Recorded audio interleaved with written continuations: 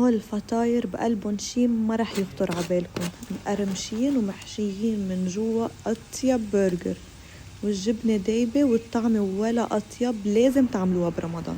أول شي عندي 150 ملي حليب فاتر، زيت فوقه ظرف خميرة واتركهم على جنب. رح حط الخميرة والحليب، زيت ملعقة لبن، ملعقة زيت زيتون، 300 جرام طحين، خليط ونعجن. ايدي نظيفة اوكي.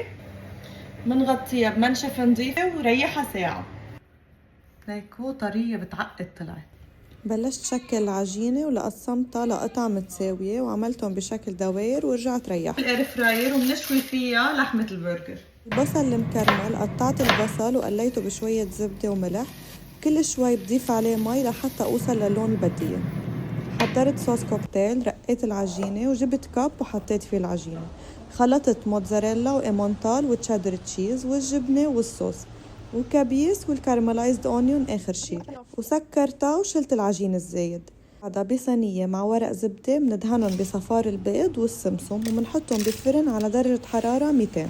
بعد نص ساعة بيطلع عندكم أطيب برجر، بس أنا ومحل كتير معروف بلبنان بيعملها. حطولي بالكومنت إذا عرفتوه.